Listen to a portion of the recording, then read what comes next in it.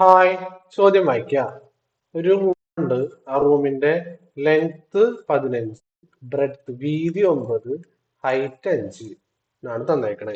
ആ റൂമിന്റെ ചുമര് മുഴുവൻ പെയിന്റ് അടിക്കണം. അപ്പോ ഒരു മീറ്റർ സ്ക്വയർ പെയിന്റ് അടിക്കാൻ, അല്ല, 40 മീറ്റർ സ്ക്വയർ പെയിന്റ് അടിക്കാൻ ഒരു ക്യാൻ മതി. ഒരു ഡപ്പ പെയിന്റ് മതി. ഒരു ക്യാൻ പെയിന്റ് ഉപയോഗിച്ച് 40 മീറ്റർ സ്ക്വയർ അടിക്കാം. അങ്ങനെയാണെങ്കിൽ മൊത്തം ചുമരടിക്കാൻ എത്ര ക്യാൻ വേണ്ടി വരുന്ന ചോദിക്കണം. അപ്പൊ എന്ത് ചെയ്യാ? ചുമരിന്റെ മുഴുവൻ ഏരിയ കണ്ടുപിടിക്കുക.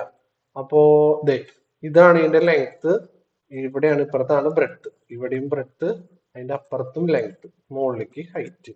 അപ്പൊ ഇപ്പുറത്തെ സൈഡിന്റെ ഏരിയ എന്ന് പറയുന്നത് ലെങ്ത് ഇൻറ്റു ഹൈറ്റ്, L×H. ഇത് നേരെ ഓപ്പോസിറ്റ് ഉണ്ട്. ഒരു L×H, ലെങ്ത് നീളം ഇൻറ്റു ഹൈറ്റ്, L×H രണ്ടെണ്ണം, 2LH പ്ലസ് B×H, വീതി ഇൻറ്റു ഹൈറ്റ്, ഉയരം. ഒരു ചുമരിന്റെ സൈഡില് വീതി ഇൻറ്റു ഹൈറ്റ്, അപ്പുറത്തെ സൈഡില് നീളം ഇൻറ്റു ഹൈറ്റ്, ഇപ്പുറത്തെ സൈഡില് പിന്നെയും നീളം ഇൻറ്റു ഹൈറ്റ്, പിന്നെ വീതി ഇൻറ്റു ഹൈറ്റ്. അങ്ങനെ 4 സൈഡ് വരും. അപ്പൊ 2LH പ്ലസ് LB, അതാണ് ടോട്ടൽ ഏരിയ. അപ്പൊ 2വിനെയും Hനെയും കോമൺ ആയിട്ട് പുറത്തെടുക്കാം, L+B എന്ന് വരും.